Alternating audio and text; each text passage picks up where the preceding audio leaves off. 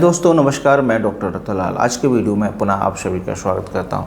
आज हम बात करेंगे diamond power infrastructure limited company के बारे में और इसके Q4 FY26 के रिजल्ट आ चुके हैं। कंपनी के बारे में बात करेंगे तो ये कंपनी बिजनेस टर्नअराउंड बिजनेस है, मतलब ये कंपनी है और पहले ये लॉस में थी, इसमें कई और ज़्यादा चीज़ें हुई थी गड़बड़, तो अब कंपनी वहाँ से निकल आई। तो एक एक करके स्टेप बाय स्टेप इसको समझते हैं। तो कंपनी की अगर हम बात करें तो इसको देखो 1970 में इसकी स्थापना हुई और ये गुजरात बेस्ड कंपनी, इसका जो हेड ऑफिस है वो वडोदरा में है और तो ये BSE और NSE दोनों पर लिस्टेड है। अब बात करें इसकी जो बिजनेस टर्नअराउंड क्या है, तो अगर हम बात करें डायमंड पावर इंफ्रास्ट्रक्चर की अगर बात करें तो पहले ये कंपनी दिवालिया घोटालों में फंसी हुई थी, लेकिन अब ये कंपनी एक प्रॉफिटेबल कंपनी बन गई है और एक सबसे बड़ी जो कंपनी की अगर बात करें पावर ट्रांसमिशन की बड़ी कंपनी है। मतलब नाम दोबारा से रीस्टेब्लिशमेंट किया है। नई लीडरशिप, इंडस्ट्री के अनुकूल माहौल के दम पर कंपनी ने अपनी मैन्युफैक्चरिंग क्षमता को बड़े पैमाने पर बढ़ाने की योजना कंपनी बना ली है। कहने का मतलब आगे आने वाले समय में बहुत ज़बरदस्त कैपेस करेगी और कंपनी एक बड़ी अपने आप को विस्तार करिए, मार्केट शेयर को कैप्चर करने का प्रयास इसका है। तो ये तो थोड़ा सा कंपनी के अबाउट मैंने आपको बताया। अब बात करते हैं कंपनी का प्रोडक्ट। दूसरी एक चीज़ वो बता दूं, अगर आपको इसका पूरा डिटेल चाहिए रिसर्च रिपोर्ट जो कि आपको हिंदी और इंग्लिश में दोनों मिक्स है, जिससे कि आपको क्लियर कट पता चल जाए, तो जैसे मैंने बताया कि मेरी एक वेबसाइट है जिसे हम कहते हैं कावेरी इक्विटी रिसर्च सर्विस.com। उसको जब आप विजिट करेंगे तो उसमें रिसर्च रिपोर्ट इसकी आज शाम या कल को मिल जाएगी आपको। उसको विजिट करिए, वीडियो भी मिलेगा और दोनों चीज़ें मिल जाएंगी आपको। वीडियो यूट्यूब पर भी रहेगा और वहाँ लिंक पर भी रहेगी, तो इसको आप डिटेल में पढ़ सकते हैं बढ़िया से। और इसके जो प्रोडक्ट हैं उसके बारे में थोड़ा बात कर लेते हैं और एक एक करके सारी चीज़ें समझेंगे। प्रोडक्ट की अगर हम बात करें तो ये पावर ट्रांसमिशन डिस्ट्रीब्यूशन के उपकरण बनाती है। इसके अगर देखें तो जो मेन प्रोडक्ट है, अगर देखें जैसे लो वोल्टेज और हाई वोल्टेज जो इसकी बात करती है, केबल बनाती है उसकी, और इसके बाद हाई परफॉर्मेंस ओवरहेड कंडक्टर भी बनाती है। ट्रांसफार्मर और ट्रांसमिशन पावर भी टावर भी बनाती है, ट्रांसफार्मर भी बनाती है और जो ट्रांसमिशन टावर होते हैं उनके भी मैन्युफैक्चरिंग करती है। साथ ही ये टर्न की EPC इंजीनियरिंग, प्योरमेंट, कंस्ट्रक्शन सर्विस भी देती है। इसके साथ साथ एक चीज़ और बनाती है ये, जैसे आजकल रिन्यूएबल एनर्जी की बात हो रही है और डेटा सेंटर के लिए बात हो, तो उनके लिए भी ये मटेरियल बनाती है, उसकी केबल भी बनाती है। तो ये इसका प्रोडक्ट हो। प्रोडक्ट का अगर हम बात करें तो इसका फ्यूचर है प्रोडक्ट का आगे आने वाले समय में, और जिस प्रकार का जो इंफ्रास्ट्रक्चर डेवलपमेंट होता है उसमें इन प्रोडक्ट की डिमांड हमेशा बनी हुई है और बनी भी रहेगी आगे। और इसके जो बिजनेस मॉडल को समझ लेते हैं तो कंपनी का जो मेन बिजनेस है वो B2B बिजनेस मॉडल है। इसमें देखा है तो पावर यूटिलिटी कंपनी और बड़े इंडस्ट्रियल यूनिट और इंफ्रास्ट्रक्चर डेवलपर को सेवाएं देती है, तो मैक्सिमम इनका जो रेवेन्यू वहीं से आता है। दूसरी बात करें इनका फोकस, जो मेन फोकस है इनका, जो इलेक्ट्रिकल ग्रिड के लिए ज़रूरी बुनियादी ढांचा बनाना, उसको डिज़ाइन करना और फिर उसकी सप्लाई करना, ये इनका मेन काम है। और इसके जो प्रोडक्ट हैं सरकारी और प्राइवेट पावर ग्रिड और रिन्यूएबल एनर्जी प्रोजेक्ट हैं, डेवलपर्स कंस्ट्रक्शन, ये उनको बेचते हैं बना कर। तो अगर इसके अलावा अगर देखें तो बड़े पैमाने पे प्रोजेक्ट के लिए स्ट्रेटेजिक वेंडर के तौर पर ये काम करती है। वेंडर का मतलब होता है कि कोई बड़ा प्रोजेक्ट लिया और उसके लिए सप्लाई करना, जैसे क्रेडाई है, क्रेडाई के लिए प्रोजेक्ट के लिए नेशनल जो केबल पार्टनर के तौर पर ये काम करता है। तो इससे एक चीज़ और देखें, इससे संस्थागत जो मांग है लगातार मार्केट में बढ़ रही है और इनका बिजनेस भी इनके ऑर्डर भी अच्छे खासे हैं। तो ये तो आपको इसका बिजनेस मॉडल, ये इसका जो रेवेन्यू जनरेट होता है यहाँ से होता है। अब बात करते इनका जो बिजनेस मॉडल है, ये यहाँ से ये बिजनेस करते हैं। अब रेवेन्यू मॉडल समझते हैं, इनका रेवेन्यू मॉडल में कहाँ से पैसा आता है। रेवेन्यू मॉडल की बात करें, कंपनी का जो मेन रेवेन्यू है पावर इक्विपमेंट और केबल की बिक्री और डिस्ट्रीब्यूशन से ये रेवेन्यू जनरेट करती है। तो तीन चीज़ें होंगे, पावर के इक्विपमेंट हो गए और केबल की बिक्री हो गई और फिर उसको डिस्ट्रीब्यूशन करती है, तो उससे इनका रेवेन्यू जनरेट होता है। इसके अलावा देखें घरेलू कंपनी घरेलू इंफ्रास्ट्रक्चर के विस्तार में सर्विस देती है, जो हमें डोमेस्टिक, जो हमारा रूरल एरिया, अर्बन एरिया, जहाँ पे जो इलेक्ट्रिसिटी का डेवलपमेंट हो रहा है, शहरी इलाकों में बिजली पहुँचाने, रिन्यूएबल एनर्जी को जोड़ने के साथ रेवेन्यू इससे इनका आता है। तो जैसे आप देखें तो आप देखें बड़े बड़े प्लांट रिन्यूएबल एनर्जी लग रहे हैं, चाहे सोलर पावर हो। इसके अलावा देखें EHV जैसे खास आइटम की मार्केट में इनको डिमांड काफ़ी ज़्यादा, इनका वॉल्यूम ग्रोथ भी रहा है। तो ये स्पेशल प्रीमियम इनका केबल है EHV, जो कि एक बढ़िया प्रोडक्ट है और इसकी जो मार्केट में डिमांड ज़्यादा है उसमें, इसलिए इसका वॉल्यूम भी ज़्यादा है, तो इससे भी इसका रेवेन्यू जनरेट होता है। अब बात करते हैं इनका जो प्राइस वेरिएशन जो क्लॉज होता है, जैसे प्राइस जो आपने देखा कॉपर और एल्युमिनियम के प्राइस ऊपर नीचे फ्लक्चुएट होते रहते हैं, तो उसके प्राइस को कैसे कंट्रोल करते हैं। तो कॉपर और एल्युमिनियम पे और स्टील जैसे रॉ मटेरियल की कीमतों उतार चढ़ाव को देखते हुए कंपनी ने क्या किया, जो मेटल इंडेक्स होते हैं उसमें जुड़े जो कॉन्ट्रैक्ट होते हैं, ये प्राइस वेरिफिकेशन क्लॉज की बात करें तो उसमें जैसे आपने देखा होगा जब मेटल पे काम करते हैं तो उनके फीचर हैं बढ़ने वाले हैं, तो उस प्रकार से ये उसमें भी काम करते हैं। मतलब इनके पास जो कैश होता है वो जो इंडेक्सेस के फ्यूचर हैं जो कमोडिटी बारे उसमें ये काम करते हैं। इससे क्या होता है कि इनकी जो कॉस्ट है वो मैनेज हो जाती है। मतलब अगर बढ़ गए तो भी फ़ायदा है और नीचे चले जाते हैं तो भी फ़ायदा, दोनों में इनको मतलब बैलेंस रहता है, मतलब ना ज़्यादा नुकसान होता है ना ज़्यादा फ़ायदा होता है। तो प्राइस को ये कंट्रोल कर पाते हैं, तो एडजस्ट हो जाती है, जिससे जो कंपनी के मार्जिन्स होते हैं और जो प्रॉफिट्स होते हैं वो ज़्यादा प्रभावित नहीं होते, मतलब एक प्रकार से सेफ हो जाते हैं। दूसरी अगर हम बात करें इनका जो रिन्यूएबल एनर्जी ट्रांसमिशन से इनका पैसा आता है काफ़ी, रेलवे और डेटा सेंटर के जो अच्छे मतलब डेटा सेंटर के लिए मतलब बढ़िया तरह से ये काम करें। और डेटा सेंटर के आप बात करें एआई की बात करें तो डेटा सेंटर का डेवलपमेंट बहुत तेज़ी के साथ हो रहा है भारत में, तो वहाँ से इनको काफ़ी रेवेन्यू जनरेट हो रहा है और आने वाले समय भी होगा। दूसरी बात करें प्रीमियम प्रोडक्ट की अगर हम बात करें तो ये प्रीमियम प्रोडक्ट भी बनाते हैं। उसमें जैसे AL59 जो एक आइटम है, MBCC एक आइटम है वो बनाते हैं, HTLS और TCS कंडक्टर, तो इन सारी चीज़ों की जो क्या स्ट्रॉन्ग सेल है। तो ये कंपनी का रेवेन्यू मॉडल है। तो आपने ये समझा कि कंपनी है क्या, कंपनी के प्रोडक्ट्स क्या है, कंपनी का बिजनेस मॉडल क्या है और कंपनी का रेवेन्यू मॉडल क्या है जहाँ से ये रेवेन्यू जनरेट होता है। अब बात कर लेते हैं हम फाइनेंशियल जो हाइलाइट्स हैं Q4 FY26 की बात है। तो Q4 FY26 का रिजल्ट आ चुका है, इसमें दो चीज़ें देखेंगे, Q4 FY26 का रिजल्ट देखेंगे और पूरे होल FY26 का परिणाम देखेंगे। तो देखें तो इसका जो ग्रोथ है, जैसे टर्नअराउंड की बात करें तो इनमें शानदार ग्रोथ आई है। और अगर देखें तो 25 से 30% क्षमता के इस्तेमाल के साथ, मतलब जो इनकी कैपेसिटी है उन्होंने 25-30% के लगभग इन्होंने अपनी कैपेसिटी का इस्तेमाल किया है। तो इन्होंने पूरे Q4 FY26 में 1910 करोड़ का रेवेन्यू जनरेट किया, तो ये काफ़ी अच्छा है। और नई एनर्जी और डेटा सेंटर कंपनियों को जो माल जो बेच रहे हैं उनमें 50% से ज़्यादा की ये बिक्री उनको कर रही है अपने प्रोडक्ट की। तो ये एक सेगमेंट है बड़ा जो रिन्यूएबल एनर्जी और डेटा सेंटर को जो एक बढ़िया रेवेन्यू जनरेट कर रहा है, उसको 50% ज़्यादा माल बेचते हैं। प्रीमियम प्रोडक्ट की बात करें तो 100% से अधिक, मतलब 100% से अधिक जो मतलब इनका जो फाइनेंस है या मतलब पैसा है वो प्रीमियम प्रोडक्ट से आ रहा है, उसकी सेल से आ रहा है। तो देखा जाए तो दोनों जो इनके जो सेगमेंट हैं, जैसे बताया एनर्जी डेटा सेंटर कंपनियां हैं उनको जो बेचते हैं 50% वहाँ से आता है, प्रीमियम प्रोडक्ट को बेच के उससे अच्छा रेवेन्यू आता है। तो ये मतलब यहाँ पे देखा जाए तो इनका फाइनेंशियल काफ़ी स्ट्रॉन्ग है। अब जब उसका PPT कॉन कॉल कभी पढ़ने का मौका मिले तो उसमें देख लीजिए सारी चीज़ें PPT और जो जितनी कंपनी को जो कॉर्पोरेट डॉक्यूमेंट है हमने सारा डेटा वहीं से लिया हुआ है, चाहे एनुअल रिपोर्ट। अब बात करते हैं हम इनके जो Q4 FY26 में देखा जाए तो इसका जो रेवेन्यू ग्रोथ है फ्रॉम ऑपरेशन से तो 108% ईयर ऑन ईयर है, तो काफ़ी अच्छा है, मतलब कितनी बढ़िया ग्रोथ है इसकी। अगर Q2 बात करें तो 47% इसका Q3 और Q4 में जो अंतर है 47% Q2 इसका ग्रोथ है ईयर ऑन ईयर। तो Q2 भी अच्छा खासा ग्रोथ है और ईयर तो ज़बरदस्त है।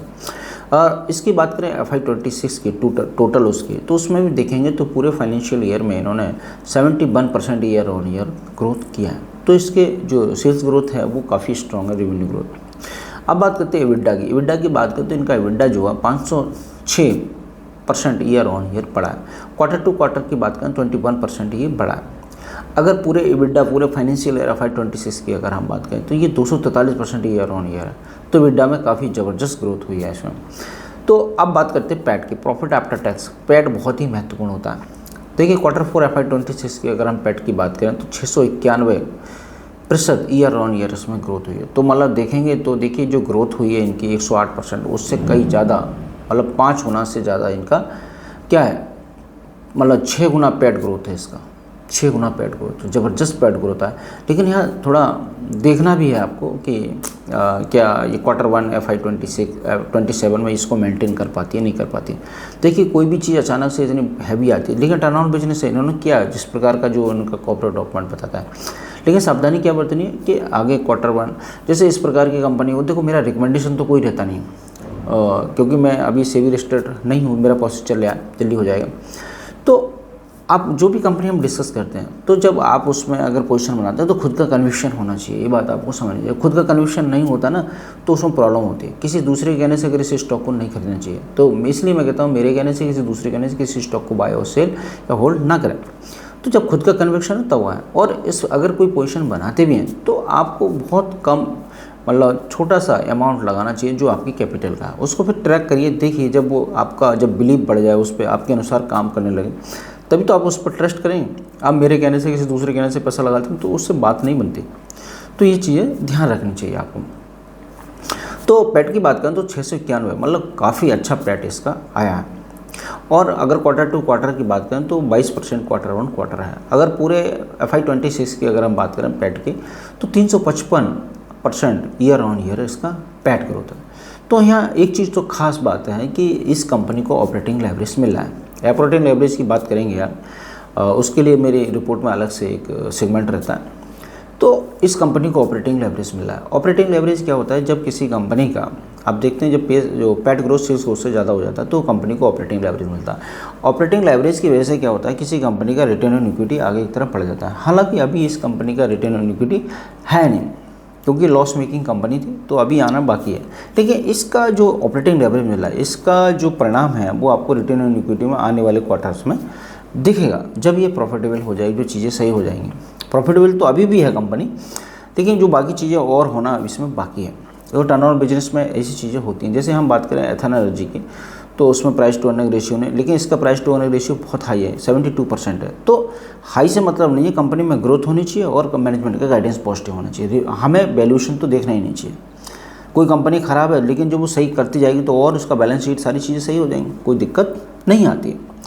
तो EPS की बात करें तो इसका EPS Q4 FY25 में बात करें तो 0.1 था, मतलब 15, 0.15।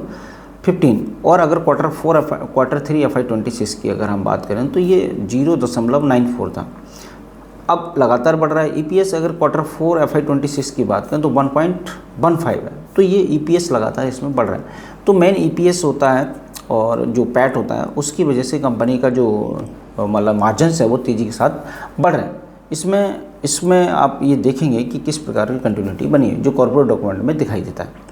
अब हम बात करेंगे इसके जो मार्जिन्स होते हैं, वो मार्जिन कैसे बढ़ रहे हैं, आने वाले समय में क्या और बढ़ सकते हैं। तो इनके मार्जिन अगर आप देखेंगे तो जैसे मैंने आपको बताया था कि कंपनी को जो मार्जिन्स होते हैं उससे ये चीज़ पता चल जाती है, अगर कंपनी के मार्जिन लगातार बढ़ रहे हैं तो उसको ऑपरेटिंग लेवरेज मिलता है। अगर ऑपरेटिंग लेवरेज नहीं मिल रहा है कंपनी को तो वो ज़्यादा बढ़िया पैसा बना के नहीं देती है। लेकिन देखा जाए तो अगर किसी कंपनी को ऑपरेटिंग लेवरेज मिलता है, ऑपरेटिंग लेवरेज का मतलब होता है कि पैट ग्रोथ सेल्स ग्रोथ से ज़्यादा होता है, तो कंपनी को ऑपरेटिंग लेवरेज मिलता है। तो ऑपरेटिंग लेवरेज जब किसी कंपनी को मिलता है, तो चाहे वो टर्न ऑन बिजनेस हो चाहे प्रॉफिटेबल बिजनेस हो, दोनों ही जो मतलब कंडीशन होती है वो फिर जो इन्वेस्टर्स है उसका बहुत पैसा बना के देते हैं। तो देखें तो इसका जो डायमंड पावर इंफ्रास्ट्रक्चर मतलब लिमिटेड, इसकी अगर हम बात करें तो इनके जो ऑपरेटिंग लेवरेज की वजह से इन्होंने अपने कामकाज में ज़बरदस्त सुधार किया है। क्योंकि जब कंपनी को प्रॉफिट होता है तो उसका जो मतलब जो मोरल होता है बहुत हाई होता है। तो कंपनी को ऑपरेटिंग लेवरेज मिला है और इन्होंने जो आगे जो रिफॉर्म किया अपने काम में बहुत ज़बरदस्त किया है। अब बात करें जैसे जैसे मतलब बिक्री की मात्रा, अब ये होता क्या है मैं आपको बता दूं, ऑपरेटिंग लेवरेज क्यों मिलता है। इसका मतलब क्या है कि जैसे जैसे मान चलो कोई जो आपका फिक्स कॉस्ट है, अब आपने प्रोडक्शन ज़्यादा किया, अब प्रोडक्शन ज़्यादा किया तो जैसे जैसे बिक्री की मात्रा का इस्तेमाल, जो कैपिटलिटी यूटिलाइजेशन है आपका, मतलब जो कैपिटली मतलब अभी अराउंड 25 और 30% मतलब जो कैपेसिटी उसका यूटिलाइजेशन किया। अब मान चलो आने वाले समय में ये और बढ़ा लेते हैं उसी से, तो मतलब 100% जो यूटिलाइजेशन कर लेते हैं अपनी कैपेसिटी का, तो क्या होगा कि इनकी जो फिक्स कॉस्ट है, जो फिक्स ओवरहेड कॉस्ट है, वो क्या है, जो बिक्री जितनी होती है, जो प्रोडक्शन होता है उसमें बढ़ जाती है। इससे बढ़ जाती है तो क्या होता है, इनकी फिक्स कॉस्ट कांस्टेंट हो जाती है, तो इससे जो मुनाफा होता है, पैट होता है, वो बढ़ जाता है। ये बात समझ में आ गई आपको कि अगर कोई कंपनी अपनी जो यूटिलाइजेशन कैपेसिटी है उसका मैक्सिमम यूज़ करती है, लेकिन कोई चीज़ इंफ्रास्ट्रक्चर डेवलप नहीं किया, फिक्स कॉस्ट नहीं, जब वो फिक्स कॉस्ट है जो उसके जो आपने बेचा है उसमें अगर इसका मतलब उससे डिवाइड करेंगे तो उसकी जो फिक्स कॉस्ट है कम आती है। इसकी वजह से क्या होता है कि जो कंपनी की जो मार्जिन्स होते हैं, मुनाफा होता है, पैट होता है, जो प्रॉफिट आफ्टर टैक्स वो बढ़ जाता है।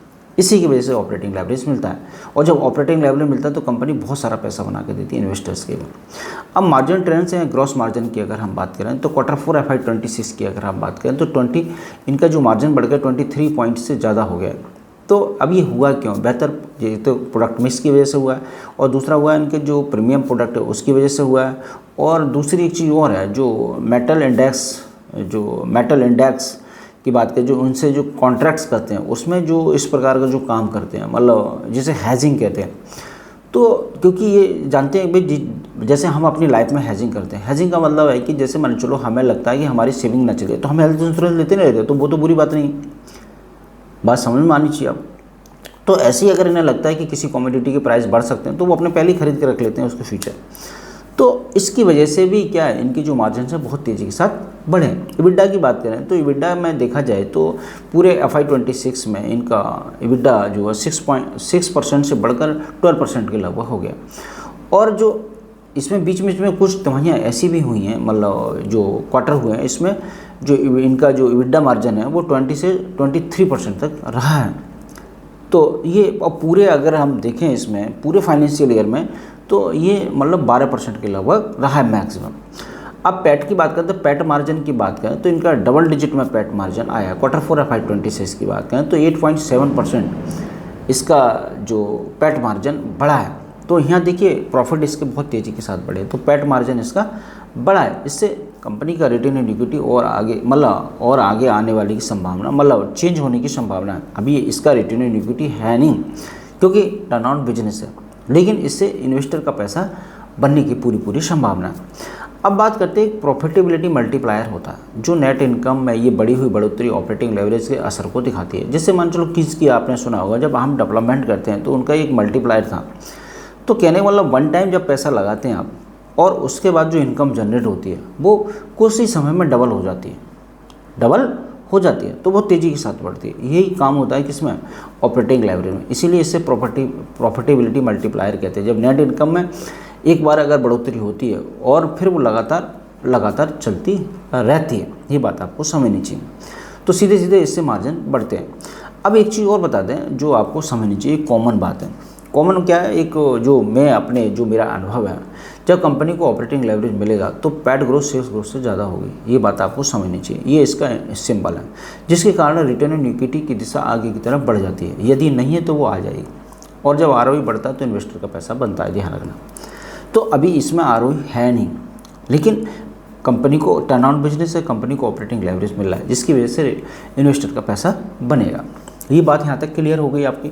अब बात करते हैं कैपेसिटी एक्सपेंशन की। कंपनी कैपेक्स कर रही है नहीं कर रही है। देखिए एक चीज़ बताएं, कोई भी कंपनी अगर जब तक कैपेक्स नहीं करेगी, मतलब नया प्लांट या कैपेसिटी को नहीं बढ़ाएगी और जो एम्प्लॉई अगर उसको हायर नहीं करेगी तो कंपनी मार्केट शेयर को कैप्चर नहीं कर सकती। ये बात आपको समझनी चाहिए।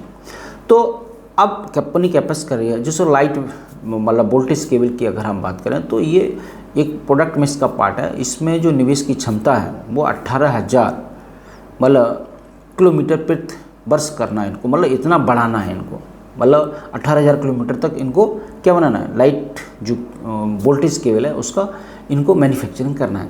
मतलब इतने किलोमीटर जो इनके प्रीमियम प्रोडक्ट है, जो नए प्रोडक्ट हैं जैसे कैप हो गया, इको और कार्बन कोर कंडक्टर जैसे हाई पावर वाले जो प्रोडक्ट्स हैं, उनका जो प्रोडक्शन करने के लिए उसमें निवेश कंपनी आगे जारी रखेगी। अब बात करते हैं इसमें MB केबल्स की अगर हम बात करें तो इसको मैन्युफैक्चरिंग करने के लिए और बैलेंसिंग जो इक्विपमेंट में निवेश करने के लिए कंपनी अपनी क्षमता का इसमें प्रोडक्शन करने का विस्तार करेगी। तो इसमें 22,500 किलोमीटर प्रति वर्ष इतना बनाएगी, इतनी किलोमीटर की केबल बना। डेटा सेंटर और एनर्जी की अगर हम बात करें तो जो बिजनेस के लिए इस कुछ जो खास प्रोडक्ट हैं जो उन पे कंपनी फोकस करे कि जिस प्रकार से अगर देखा जाए तो डेटा सेंटर जो हैं उनमें जो प्रोडक्ट चाहिए उन जिस प्रकार के इनके पास ऑर्डर आ रहे हैं तो उस प्रकार का ये प्रोडक्ट बना रहे हैं और उस पे ज़्यादा फोकस कर रहे हैं। जैसे मैंने बताया इनका 50% से ज़्यादा सेल इसका रिन्यूएबल एनर्जी डेटा सेंटर से आता है और जो प्रीमियम प्रोडक्ट्स है उसका 100% सेल होता है। तो इस पे इसलिए फोकस कर रहे हैं, इसलिए इनका रेवेन्यू और पैट ग्रोथ ज़्यादा आ रहा है। अब बात करते हैं हम इनके रिटर्न ऑन इक्विटी और रिटर्न ऑन कैपिटल एम्प्लॉय की। रिटर्न ऑन इक्विटी की अगर हम बात करें ऐतिहासिक रूप से ये नेगेटिव है। नेटवर्थ और पुराने कर्ज के बोझ के कारण कंपनी का कई सालों तक रिटर्न ऑन इक्विटी नेगेटिव लगभग 0 रहा है, मतलब अभी भी 0 है। हालांकि हाल ही में कंपनी के कामकाज में ज़बरदस्त सुधार हुआ है और जिसकी वजह से FY26 की अगर हम बात करें तो यहाँ नेट प्रॉफिट 358% की बढ़ोतरी हुई है और जिसमें इक्विटी होल्डर को मिलने वाले सालाना रिटर्न के पैरामीटर बेहतर हुए हैं। कहने का मतलब है जो मतलब अभी रिटर्न ऑन इक्विटी आया नहीं है, लेकिन मतलब जो प्रॉफिट में कंपनी आ गई है, तो नेट प्रॉफिट इसका 358% की बढ़ोतरी हुई, तो ये काफ़ी अच्छा है और बिजनेस टर्नअराउंड है, लेकिन आने वाले समय में और बढ़िया कर सकता है जिस प्रकार की कंपनी की रफ्तार और काम करने का जो मैनेजमेंट का गाइडेंस है।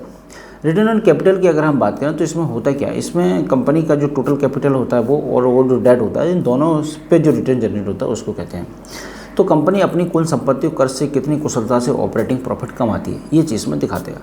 अगर देखें Q4 FY26 के रिजल्ट देखेंगे तो उसमें अगर इस समय देखें इसका रिटर्न ऑन कैपिटल एम्प्लॉय की बात करें तो 24.2 के लगभग, मतलब 24% से ज़्यादा है। तो रिटर्न ऑन कैपिटल एम्प्लॉय की बात करें तो इस समय इसमें ये आ गया 24% से ज़्यादा है, लेकिन रिटर्न ऑन इक्विटी अभी इसमें नहीं आ रहा। लेकिन टर्नअराउंड बिजनेस तो नहीं होता, चाहे वो एथर एनर्जी हो। टर्नअराउंड बिजनेस की खास बात क्या होती है कि टर्नअराउंड बिजनेस में हमेशा पेस ऑफ सेल्स ग्रोथ होना चाहिए, मैनेजमेंट का गाइडेंस होना चाहिए, कैपेक्स होना चाहिए और जो एम्प्लॉय उसको हायर कर रहे हैं, तो इससे कंपनी आगे अपना शेयर बढ़ा सकती है। यही काम ये कंपनी कर रही है, इसको आपको देखना।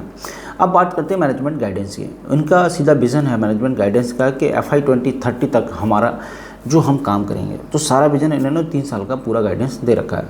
टेक्नोलॉजी की बात करें, टेक्नोलॉजी की बात करेंगे, सस्टेनेबिलिटी पे बात करेंगे, डिजिटल गवर्नेंस को मिलाकर EHB केबल और एडवांस कंडक्टर के जरिए भारत की अगली पीढ़ी के लिए ट्रांसमिशन और डिस्ट्रीब्यूशन का नेटवर्क बनाना है कंपनी में।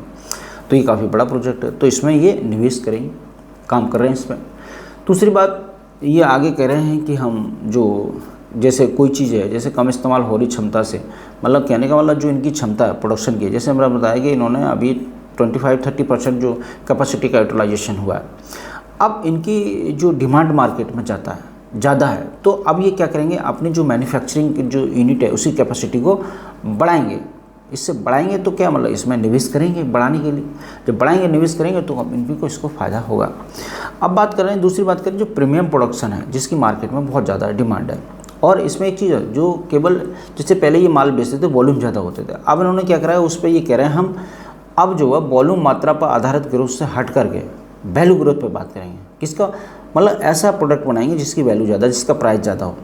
प्राइस ज़्यादा होता है तो उससे रेवेन्यू जनरेट होता है। ध्यान रखना, अगर किसी कंपनी में वॉल्यूम ग्रोथ है और वैल्यू ग्रोथ है, ये दोनों अगर होती हैं तो दैट इज़ द गुड, ये बढ़िया कॉम्बिनेशन होता है, वो कंपनी बहुत ज़्यादा पैसा बनाती है और फिर इन्वेस्टर को इसका फ़ायदा होता है। ये बात आपको समझनी चाहिए। तो ये कंपनी ने कहा अपने मैनेजमेंट के गाइडेंस में कि हम जो है वॉल्यूम पर ज़्यादा फोकस ना करके वैल्यू पर ज़्यादा फोकस करेंगे। तो वैल्यू ग्रोथ पर ज़्यादा फोकस करेंगे, इसका मतलब क्या है, वॉल्यूम तो इनका पहले से ही है और वैल्यू ग्रोथ पर भी फोकस कर लिए तो दोनों का कॉम्बिनेशन हो जाएगा, सोने पे सुहागा हो जाएगा, एक और 11 हो जाएगा। तो इससे इन्वेस्टर को फ़ायदा हो सकता है। दूसरी अगर हम बात करें रिन्यूएबल एनर्जी, जो ग्रिड की आधुनिकीकरण मॉडर्नाइजेशन हो रहा है, डिजिटल इंफ्रास्ट्रक्चर, और उस पर ये काम करेंगे, उस पर अपनी जगह बनाने का प्रयास करें। हालांकि बहुत सारी कंपनियां मार्केट में कंपटीशन है, लेकिन इन्होंने कहा है कि हम रिन्यूएबल एनर्जी और जो ग्रिड है, आधुनिकीकरण है, डिजिटलाइजेशन है, जो इंफ्रास्ट्रक्चर है, उस पर डेवलपमेंट पे हम काम करेंगे। तो ये काफ़ी अच्छी बात है कि आने वाले समय में ये। दूसरी बात एक चीज़ और कह रहे हैं कि बाज़ार में इनकी जो पहुंच है और रेवेन्यू को अलग अलग स्रोत जनरेट करना है, मतलब मार्केट में पहुंच बनानी है और रेवेन्यू जनरेट भी करना है, और पूरे भारत में रिटेल और डिस्ट्रीब्यूशन के लिए नेटवर्क तैयार करना है। मतलब जो भी माल बनाते हैं अगर वो बिकता नहीं है, नेटवर्क नहीं है, आपका डिस्ट्रीब्यूशन नहीं है, चैनल पार्टनर्स नहीं है, तो काफ़ी दिक्कत होती है किसी कंपनी में। लेकिन कंपनी ने कहा है इनका पहले से डिस्ट्रीब्यूशन और नेटवर्क है इनका, लेकिन ये कह रहे हैं हम इसको और स्ट्रॉन्ग करेंगे। तो किसी कंपनी का जैसे कहते हैं ना, बिजनेस का एक कोर पार्ट होता है, पिलर होता है, जो अगर आपके डिस्ट्रीब्यूशन या डिस्ट्रीब्यूटर्स हैं या नेटवर्क चैनल हैं, जो आपके पार्टनर्स हैं, जहाँ तक माल आपका जाता है वो माल बिकता है, तो इन्होंने कहा है कि हम आने वाले समय पूरे भारत में पैन इंडिया बन के काम करेंगे, पूरा नेटवर्क अपना इंफ्रास्ट्रक्चर तैयार करेंगे। अब दूसरा इनका सेगमेंट है कि एक्सपोर्ट पे भी ये प्रयास करें, एक्सपोर्ट के जरिए मतलब दूसरे देशों को निर्यात करके ग्रोथ हासिल करने के लिए ग्लोबल स्टैंडर्ड के मुताबिक केबल और कंडक्टर प्लेटफॉर्म तैयार करें।